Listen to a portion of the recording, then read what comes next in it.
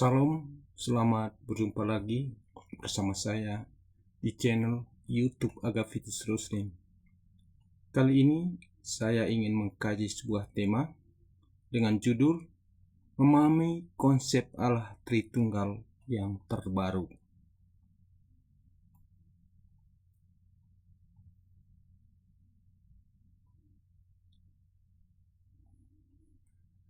Konsep Allah Tritunggal merupakan salah satu dogma dalam ajaran Kristen yang sangat mendasar. Pada umumnya, semua aliran dalam agama Kristen selalu mendasari imannya pada doktrin Allah Tritunggal yang mengandung arti bahwa dalam satu Allah ada tiga pribadi. Tetapi bagi agama atau keyakinan di luar iman Kristen, seringkali menuduh doktrin dalam agama Kristen ini sebagai doktrin yang menyembah kepada tiga Tuhan atau Triteisme dan mencap keyakinan Kristen sebagai suatu agama kafir dan sangat menyesatkan sebab tidak masuk di akal. Di lain pihak, masih banyak kalangan umat Kristen yang belum memahami dengan baik tentang doktrin Allah Tritunggal karena hampir semua ilustrasi tentang Allah Tritunggal belum ada satupun yang sesuai dengan kondisi dari Allah Tritunggal yang sebenarnya seperti yang diwahyukan dalam kitab suci. Pada umumnya, ilustrasi untuk memahami doktrin Allah Tritunggal seringkali terjebak pada ajaran Sabellianisme atau modalisme, ajaran Triteisme atau politeisme, dan lain-lain yang sangat ditentang keras oleh gereja. Jadi, hingga saat ini belum ada satupun ilustrasi yang tepat untuk memahami Allah Tritunggal. Salah satu ilustrasi yang digunakan oleh seluruh umat Kristen yang masih populer hingga saat ini dan lebih mendekati konsep Allah Tritunggal sesuai dengan yang diwahyukan dalam Alkitab, bahwa Allah Tritunggal memiliki tiga pribadi, tetapi tetap satu hakikat, yaitu hakikat Allah. Hal ini sesuai dengan syahadat dalam Konsili Nicea tahun 325 Masehi yang menegaskan bahwa Yesus sehakikat dengan Allah Bapa. Namun, ilustrasi seperti ini tetap tidak kena pada inti persoalan yang sebenarnya, sebab hanya yang menganut agama Kristen saja yang percaya pada ajaran ini. Di luar Kristen, secara logika tetap tidak menerima ajaran Tritunggal dan mencap ajaran ini sebagai ajaran Triteisme. Sebab secara logika, apabila kita menggunakan kriteria hakikat untuk menunjukkan kesamaan kealahan dari tiga pribadi Allah Tritunggal, maka terbuka kemungkinan Allah itu lebih dari tiga pribadi apabila kriterianya atau parameternya hanya berdasarkan kesamaan hakikat. Padahal Allah Tritunggal seperti yang diwahyukan dalam Alkitab mutlak ada hanya tiga pribadi dan tidak terbuka kemungkinan untuk lebih dari tiga pribadi, misalnya 4 pribadi atau 5 pribadi dan seterusnya, apabila kita hanya menggunakan kriteria kesamaan hakikat dalam menetapkan tiga pribadi Allah Tritunggal sebagai satu Allah yang esa.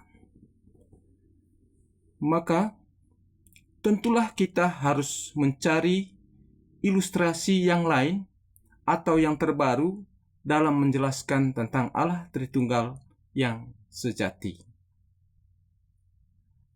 Salah satu penjelasan yang terbaru untuk memahami Allah Tritunggal yang sesuai dengan fakta Allah Tritunggal yang terdapat dalam kitab suci, yakni sebagaimana yang akan saya kaji berikut ini, sesuai dengan judul topik yang saya bahas, yaitu memahami konsep Allah Tritunggal yang terbaru.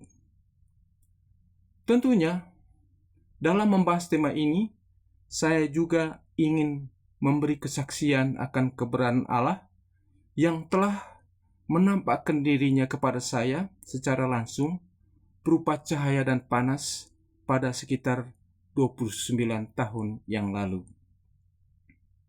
Berdasarkan penampakan tersebut, saya termotivasi untuk mengadakan suatu refleksi tentang Allah Tritunggal sebagai suatu usaha untuk menemukan suatu penjelasan yang terbaru dan lebih masuk di akal.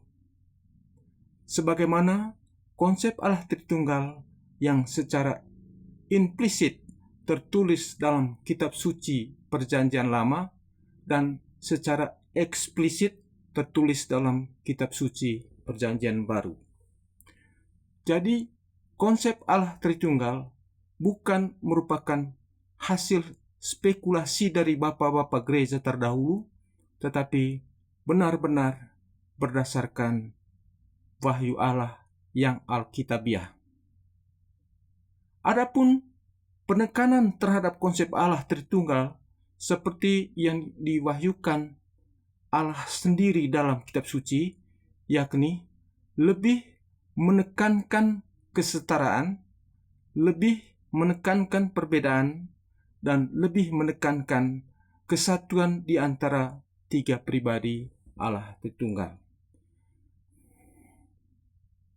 Selanjutnya, muncul sebuah pertanyaan, bagaimana cara menjelaskan Allah Tritunggal yang update atau secara baru yang sesuai dengan fakta-fakta alkitabiah. Uraian selengkapnya, nonton video ini sampai selesai. Dalam membahas tema ini, saya hanya menggunakan dasar alkitabiahnya seperti yang tertulis dalam Injil Yohanes pasal 1 ayat 1 sampai 2 dan didukung oleh logika berpikir umum serta dengan memperhatikan perkembangan sains modern yang berkembang saat ini. Sehingga diharapkan iman kepada Allah Tritunggal sangat masuk di akal dan bukan lagi merupakan sebuah misteri, tetapi merupakan satu-satunya sumber kebenaran yang sejati. Dalam Injil Yohanes pasal 1 ayat 1 berbunyi, pada mulanya adalah firman. Firman itu bersama-sama dengan Allah. Firman itu adalah Allah. Apabila kita menafsirkan secara literal ayat 1 pada Injil Yohanes ini, maka ayat ini mengandung makna bahwa sejak awal mula atau sejak kekal, Allah yang Maha Esa itu sudah berada dan hanya ada satu pribadi Allah saja. Dan di dalam satu pribadi Allah itu terdapat firman yang masih berupa unsur bersama dua unsur lainnya, yakni unsur roh dan unsur substansi ilahi yang masih menyatu dalam satu pribadi Allah yang esa. Lalu dalam Injil Yohanes pasal 1 ayat 2 berbunyi, ia pada mulanya bersama-sama dengan Allah.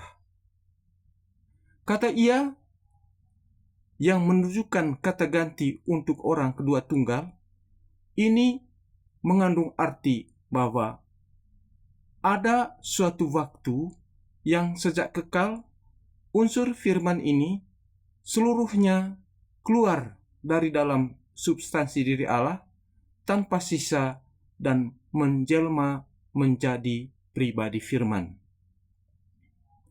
Maka demikian juga ketika unsur roh keluar seluruhnya tanpa sisa dari dalam substansi diri Allah dan menjelma menjadi pribadi Roh Kudus. Dan tinggal unsur substansi Allah tanpa roh dan tanpa firman yang masih tersisa dan langsung menjelma menjadi pribadi Allah Bapa.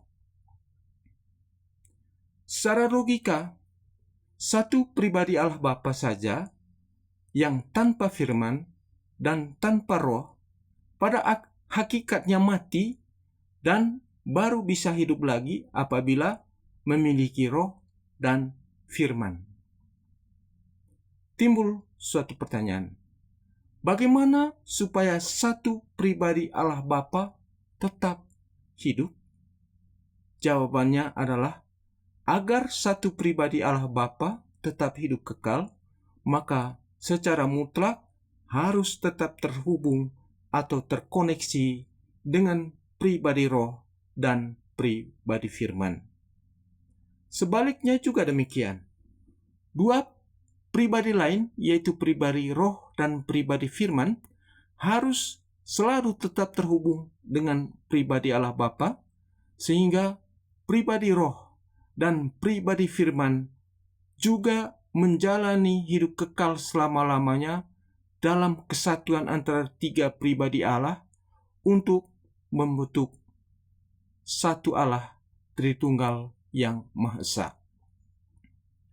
Ini berarti bahwa memang sudah sejak awal mula atau sejak kekal Allah itu esa, atau hanya ada satu pribadi Allah saja yang bersifat monoteisme, seperti yang telah diwahyukan kepada Bapa Abraham dan dan Nabi Musa, yang merupakan nenek moyang bangsa Israel. Tetapi ada satu momen dalam diri Allah yang Maha Esa itu, yang sejak awal mula ketika unsur itu, yakni unsur firman, unsur roh, dan unsur substansi ilahi Allah telah menjelma menjadi pribadi firman, pribadi roh, ditambah dengan pribadi Allah sendiri, sehingga menjadi tiga pribadi Allah. Momen yang sangat istimewa itu adalah ketika muncul sebuah ide atau gagasan atau kehendak dalam diri Allah untuk mencipta segala sesuatu yang dipicu oleh luapan daya cinta yang keluar langsung dari dalam diri Allah. Kajian tentang Allah Tritunggal yang sedang saya bahas ini hampir sama dengan beberapa ilustrasi untuk memahami Allah Tritunggal yang pernah diusulkan oleh beberapa orang terdahulu yang dicap sesat atau bidat oleh gereja. Salah satu contoh adalah sebuah bangun segitiga yang dijadikan analogi dari Allah Tritunggal, di mana tiga sudut dari bangunan segitiga itu analog dengan tiga pribadi Allah Tritunggal, sehingga untuk satu pribadi Allah hanya mengandung sepertiga Allah, dan kalau dijumlahkan sepertiga Allah Bapa tambah sepertiga Allah Putra tambah sepertiga Allah Roh Kudus sama dengan satu Allah yang esa. Tentu saja ilustrasi ini sangat menyesatkan, sebab tidak mungkin pribadi Allah Bapa hanya memiliki sepertiga Allah.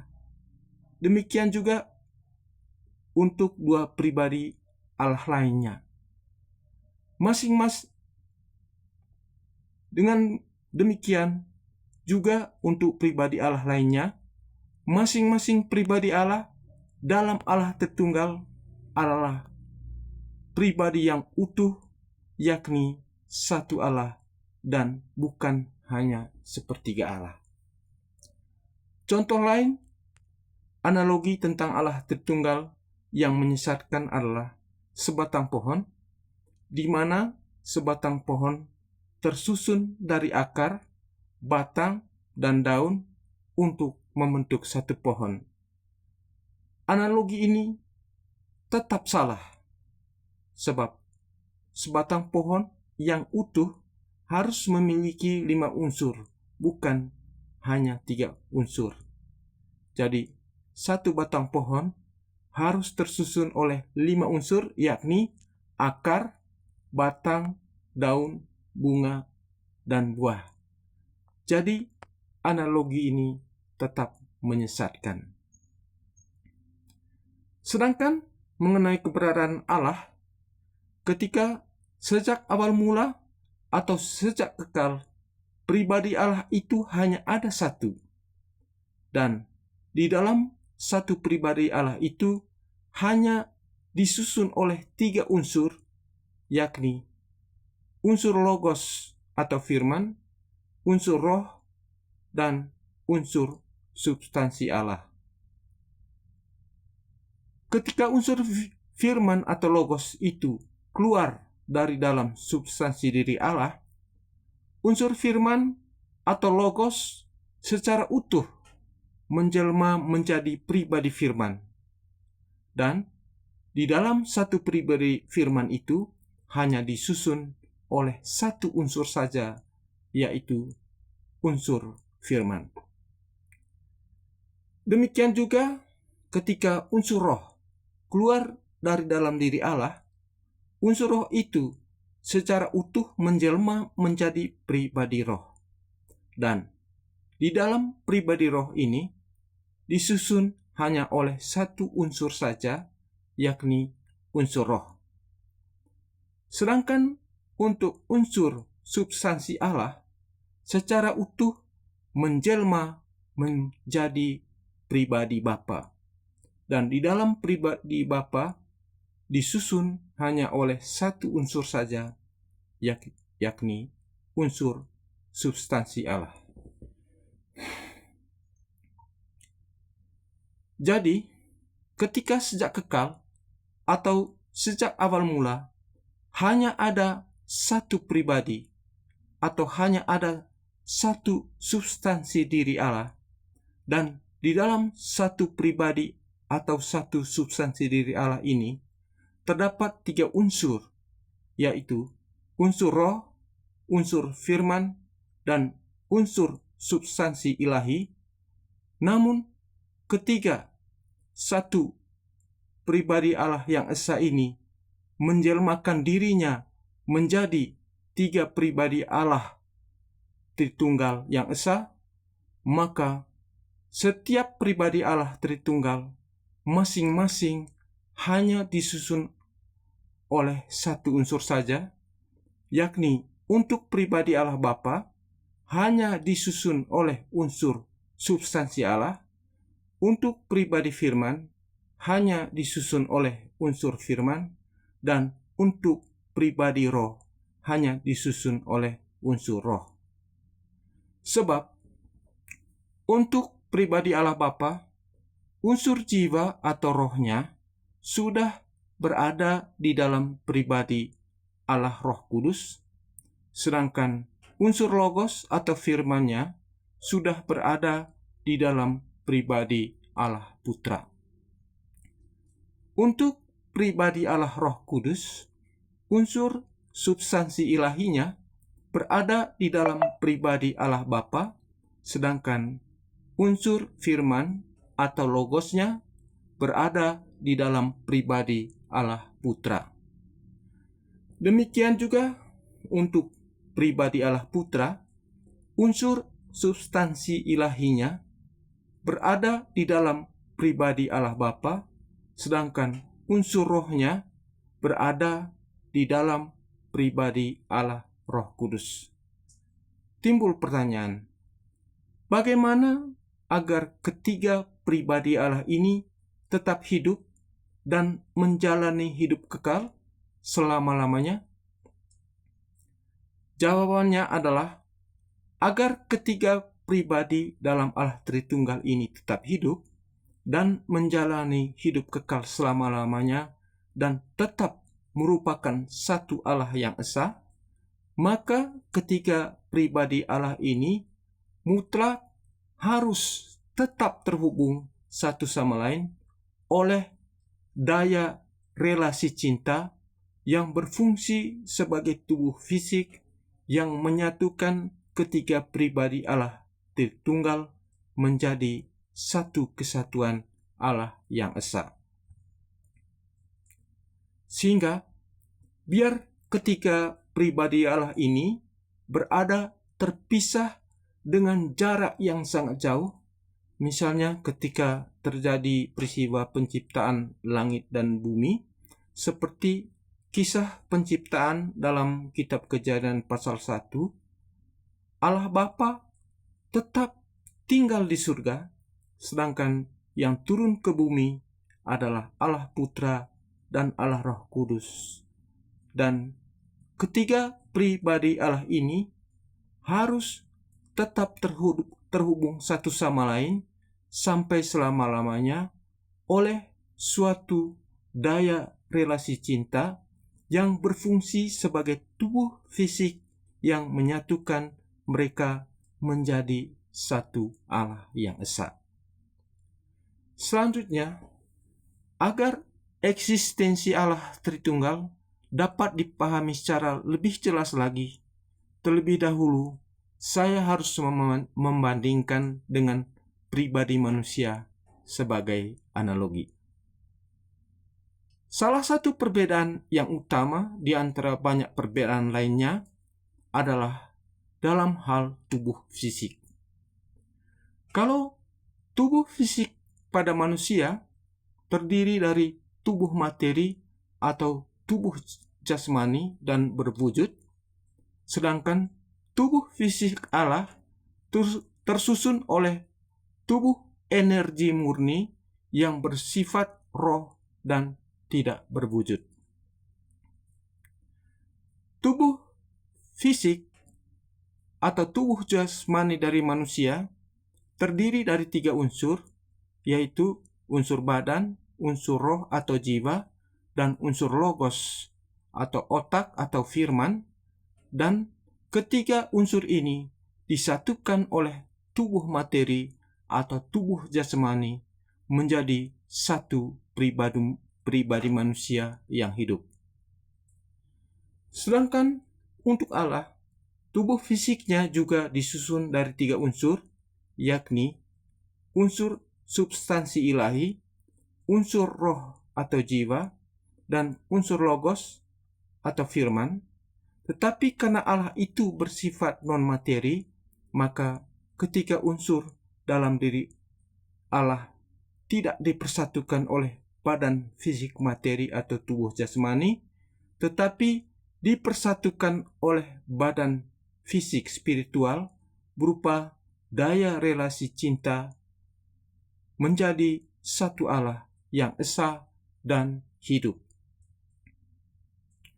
Kalau 3 unsur yang menyusun pribadi manusia tidak boleh terpisah dan harus menjadi satu kesatuan dalam pribadi manusia yang terbatas oleh tubuh jasmani.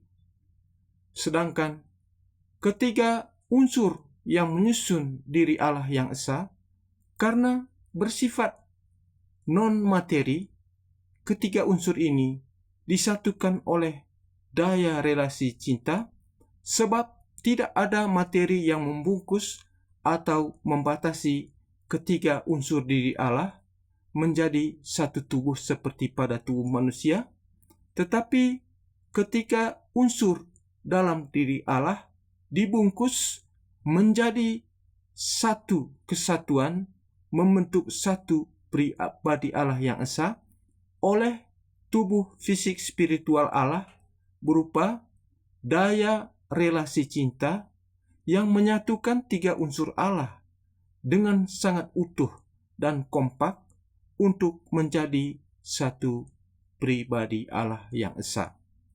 Jadi, tubuh fisik Allah disatukan atau terikat dengan sangat kuat dan kompak oleh daya relasi cinta.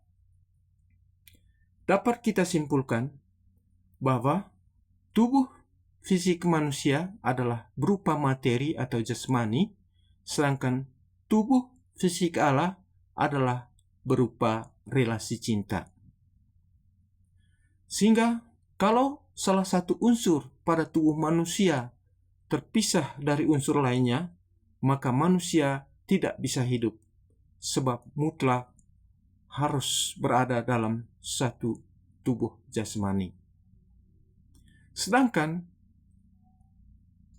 ketiga unsur dalam diri Allah berada dalam keadaan bebas atau agak terpisah, sebab tidak ada materi yang menyatukan Allah seperti pada tubuh manusia, sebab Allah adalah roh, sehingga ketiga unsur dalam diri Allah terikat erat oleh daya relasi cinta yang sudah terjalin sejak kekal, sehingga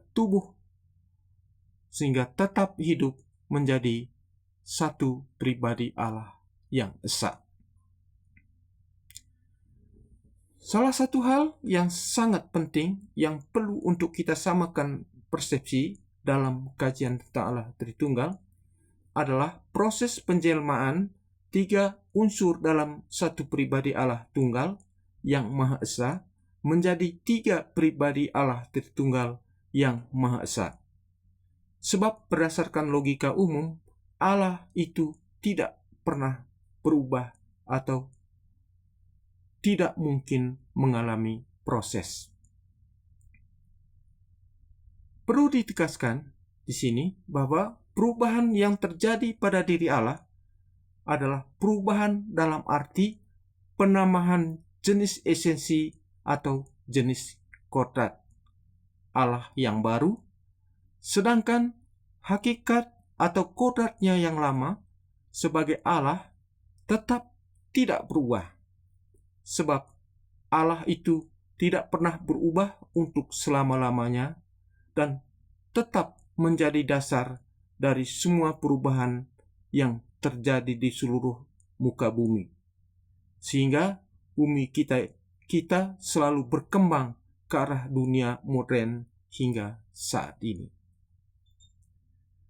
Dan berdasarkan fakta, seperti yang tertulis dalam kitab suci, bahwa unsur logos atau firman Allah telah menjelma menjadi pribadi Allah Putra dan berinkarnasi menjadi manusia, maka kita juga wajib untuk percaya bahwa unsur substansi ilahi dari Allah telah menjelma menjadi pribadi Allah Bapa, dan unsur roh telah menjadi pribadi Allah Roh Kudus. Jadi sekali lagi ditegaskan bahwa penjelmaan tiga unsur dalam diri Allah, yakni unsur substansi ilahi, unsur firman, dan unsur roh menjadi pribadi Allah Bapa, pribadi Allah Putra, dan pribadi Allah Roh Kudus bukan terjadi secara otomatis, tetapi berdasarkan rencana dan kehendak Allah yang dipicu oleh luapan daya relasi cinta yang terdapat dalam diri Allah yang meluap keluar dan harus dilampiaskan pada sesuatu yang ada di luar diri Allah dan yang secitra dengan Allah. Selanjutnya, saya akan mulai membahas tentang mengapa Allah yang semestinya bersifat statis dan sudah sempurna dalam dirinya sendiri harus mengorbankan dirinya untuk berada dalam proses. Atau bagaimana pribadi Allah yang esa, yang Tunggal itu harus menjelmakan dirinya menjadi Allah Tritunggal yang esa. Ketika sejak awal mula atau sejak kekal, pribadi Allah yang esa itu sudah berada sebelum segala sesuatu ada atau dijadikan. Atau satu pribadi Allah sudah berada sebelum dunia diciptakan. Allah masih bersifat statis dan menutup diri terhadap lingkungan di luar diri Allah. Demikian juga ketika sejak awal mula atau sejak kekal, bakal dari ketiga pribadi Allah Tritunggal memang sudah ada, tetapi masih bersifat unsur-unsur di dalam diri Allah yang esa. Tertulis dalam Yohanes pasal 1 ayat 1. Ada 3 unsur utama dalam diri Allah, yakni unsur substansi Allah, unsur roh, dan unsur logos atau firman Allah yang disatukan oleh daya relasi cinta. Karena diri Allah yang pada hakikatnya adalah non-materi, maka ketiga unsur dalam diri Allah hanya disatukan oleh daya relasi cinta. Jadi, ketika sejak kekal Allah hidup dalam relasi cinta yang sangat erat dan utuh antara unsur substansi ilahi, unsur roh, dan unsur logos atau firman Allah. Dan ketika pada suatu saat tertentu relasi cinta atau relasi kasih Allah yang sebenarnya hanya dialami oleh 3 unsur dalam diri Allah meluap keluar dari dalam diri Allah, maka relasi cinta yang meluap keluar ini harus dilampiaskan pada suatu objek atau pribadi lain yang berada di luar diri Allah. Berdasarkan relasi cinta yang keluar dari dalam diri Allah ini, maka muncullah suatu ide atau gagasan dalam diri Allah untuk menciptakan segala sesuatu. Tujuan utama dari Allah memiliki gagasan untuk menciptakan segala sesuatu, yaitu untuk mendapatkan suatu makhluk yang berkehendak bebas dan rasional.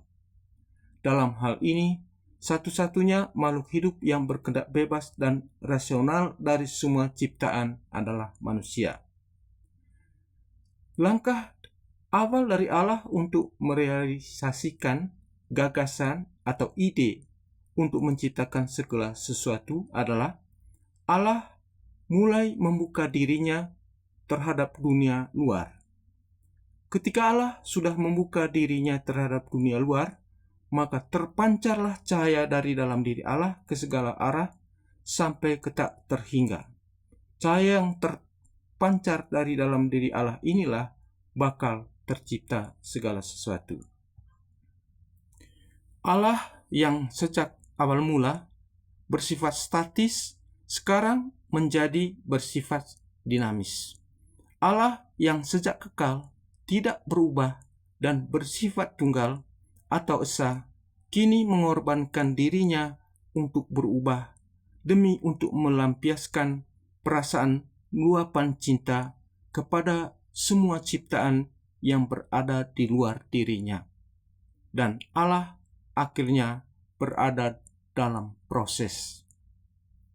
Timbul pertanyaan, mengapa Allah yang sejak kekal itu, yang sudah sempurna pada dirinya sendiri dan tidak berubah, kini harus berubah dan mengorbankan dirinya untuk berada dalam proses? Jawabannya adalah karena luapan cinta dan kasih Allah yang keluar dari dalam dirinya. Allah harus dilampiaskan kepada pribadi lain di luar Allah yang memiliki kehendak bebas dan rasionalitas seperti Allah, sehingga dapat berdialog cinta bersama Allah untuk berpartisipasi dalam menjalani kehidupan ilahi Allah yang kekal sampai selama-lamanya. Ketika Allah berada dalam proses, Allah mulai memproses dirinya dengan menjelmakan 3 unsur dalam diri Allah, yakni unsur substansi Allah, unsur roh Allah, dan unsur firman atau logos Allah, menjadi 3 pribadi Allah yang dapat dijadikan format atau blueprint bagi terciptanya suatu makhluk yang memiliki kehendak bebas dan rasional yang secitra dengan Allah. Adapun proses terjadinya penjelmaan dari 3 unsur yang terdapat dalam diri Allah menjadi 3 pribadi Allah sebagai berikut. Unsur substansi ilahi Allah menjelma menjadi pribadi Allah Bapa. Unsur roh Allah menjelma menjadi pribadi Allah Roh Kudus, dan unsur logos atau firman Allah menjelma menjadi pribadi Allah Putra. Ketiga pribadi Allah inilah yang disebut Allah Tritunggal, yang walaupun berada terpisah tetapi tetap terhubung secara kompak satu sama lain oleh daya relasi cinta yang berfungsi sebagai badan fisik yang menyatukan 3 pribadi Allah menjadi Allah, satu Allah saja, yakni Allah yang esa dan hidup. Maka agar ketiga pribadi Allah ini menjalani hidup kekal dan walaupun saling terpisah dengan pribadi lain, seberapapun jauh jarak yang memisahkan ketiga pribadi Allah ini.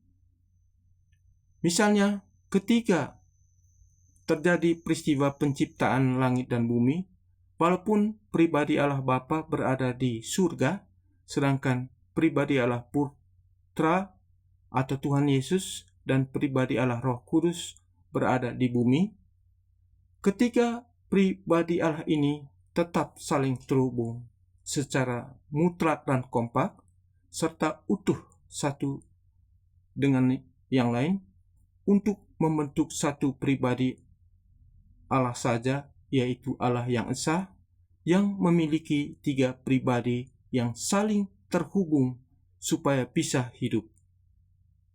Apabila tidak terjadi keterhubungan di antara 3 pribadi Allah ini, maka Allah Tritunggal tidak bisa hidup.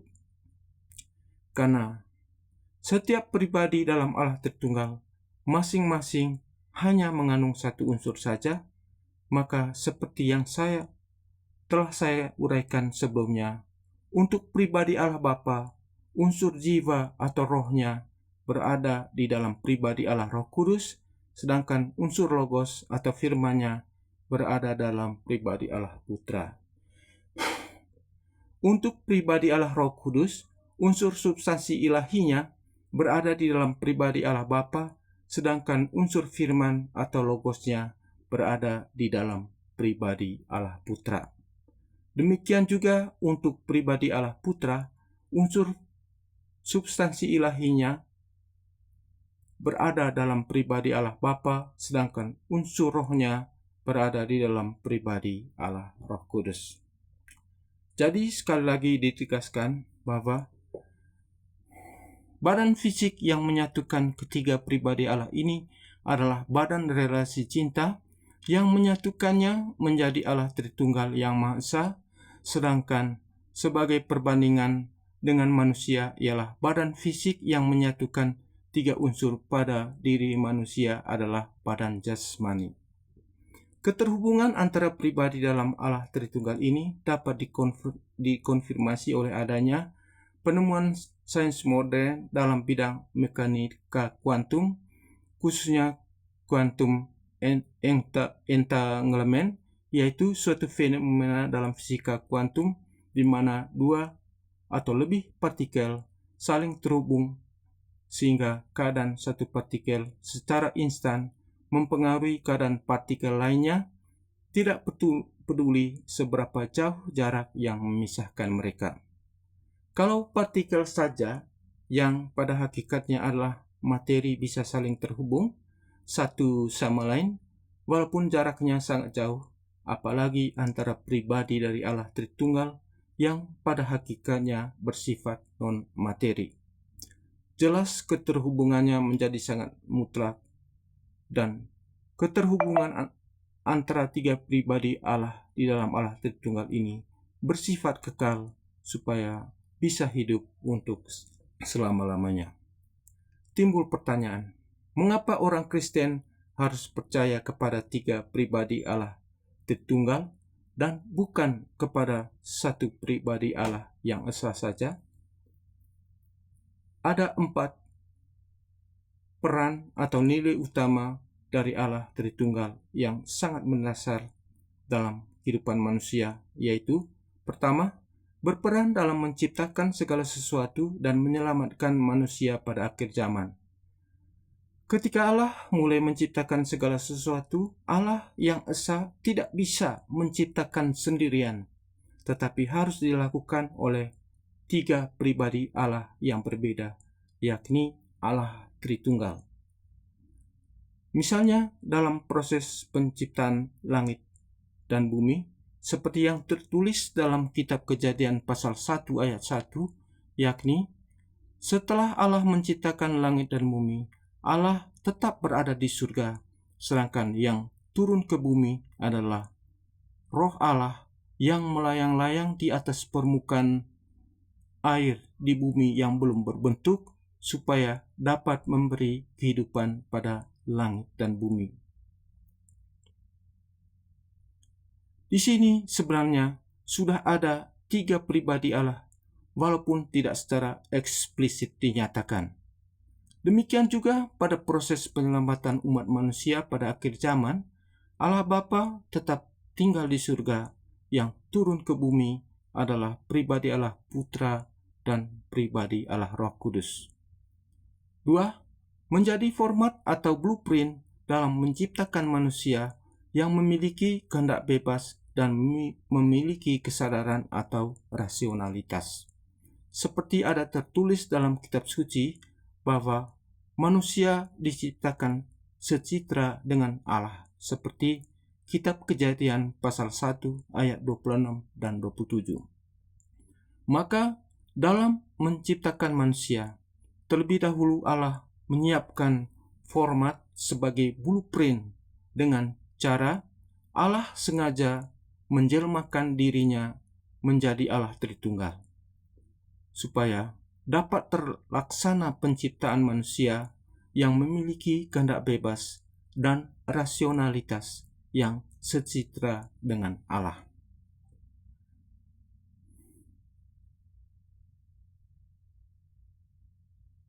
Maka dalam menciptakan manusia, terlebih dahulu Allah menyiapkan format sebagai blueprint dengan cara Allah sengaja menjelmakan dirinya menjadi Allah Tritunggal, supaya dapat terlaksana penciptaan manusia yang memiliki kehendak bebas dan rasionalitas yang secitra dengan Allah.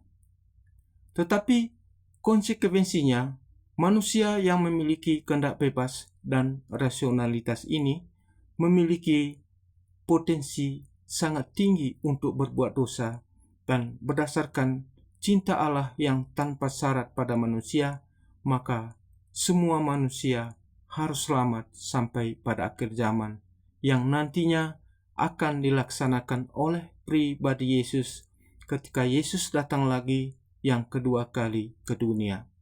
Jadi, yang dapat melaksanakan fungsi ini haruslah Allah Tritunggal yang esa, bukan Allah Tunggal yang esa. 3. Berperanan dalam praktek hidup spiritual. Sejak umat perdana sampai saat ini, tradisi Kristen pada setiap kali berdoa atau merayakan perayaan Ekaristi Kudus selalu dibuka dan ditutup dengan tanda salib.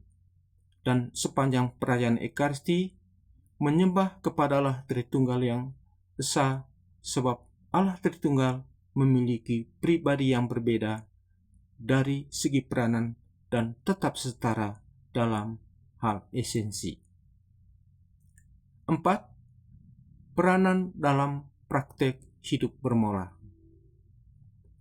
Ketika kita beriman kepada Allah Tritunggal, maka kita harus wajib mewujudkan sifat-sifat Allah Tritunggal dalam menjalankan aktivitas hidup kita sehari-hari. Ada 3 sifat utama dari Allah Tritunggal, yakni memiliki kesetaraan antara 3 pribadi, memiliki perbedaan antara 3 pribadi, dan memiliki kesatuan antara 3 pribadi. Sehingga sebagai orang Kristen, kita harus tonjolkan 3 sifat Allah Tritunggal yang utama, berupa menghargai sesama manusia, berbuat adil, menghargai perbedaan antara sesama manusia, dan harus hidup bersekutu atau bersatu dengan manusia lain. Dan lain-lain, hidup yang berkualitas, yang mencerminkan kehidupan Allah Tritunggal. Kesimpulan. Sejak awal mula atau sejak kekal, memang Allah yang Maha Esa, seperti yang diperkenalkan oleh Bapak Abraham, nenek moyang bangsa Yahudi, sudah berada. Dan hanya satu pribadi Allah yang memiliki 3 unsur, yakni unsur substansi Allah, unsur logos atau firman, dan unsur roh Allah. Namun untuk kepentingan penciptaan langit dan bumi dan untuk keselamatan seluruh umat manusia pada akhir zaman, 3 unsur yang ada dalam satu pribadi Allah yang esa itu harus menjelma menjadi 3 pribadi Allah, yaitu substansi Allah menjelma menjadi pribadi Allah Bapa, roh Allah menjelma menjadi pribadi Allah Roh Kudus, dan logos atau firman Allah menjelma menjadi Allah Putra. Ketiga pribadi Allah ini, walaupun saling terpisah dengan jarak yang sangat jauh, tetapi tetap terhubung satu sama lain oleh suatu daya relasi cinta yang berfungsi sebagai badan fisik Allah yang menyatukan 3 pribadi Allah menjadi Allah Tritunggal yang Maha Esa. 3. Keterhubungan antara pribadi Allah Tritunggal ini dapat dikonfirmasi oleh adanya penemuan sains modern dalam bidang mekanika kuantum, khususnya quantum entanglement, yaitu suatu fenomena dalam fisika kuantum di mana 2 atau lebih partikel saling terhubung sehingga keadaan satu partikel secara instan mempengaruhi keadaan partikel lainnya, tidak peduli seberapa pun jauh jarak yang memisahkan mereka. 4. Maka dapatlah dipahami ketika Allah menciptakan langit dan bumi, di mana pribadi Allah Bapa tetap tinggal di surga, tetapi yang turun ke bumi adalah pribadi Allah Roh Kudus dan pribadi Allah Putra. Namun ketika ketiga pribadi Allah ini tetap terhubung satu sama lain oleh daya relasi cinta yang menjadikannya sebagai tubuh fisik dari Allah Tritunggal yang Maha Esa. 5. Dengan ilustrasi yang telah digambarkan, kiranya menjadi jelas kesetaraan antara 3 pribadi dalam Allah Tritunggal. Perbedaan antara 3 pribadi dalam Allah Tritunggal dan kesatuan antara pribadi dalam Allah Tritunggal. Maka sebagai orang Kristen, kita dipanggil untuk selalu mewujudkan kehidupan Allah Tritunggal dalam menjalankan aktivitas hidup kita sehari-hari. Akhirnya, sekian dulu video kami pada kesempatan ini. Sampai berjumpa pada video kami selanjutnya. Salam.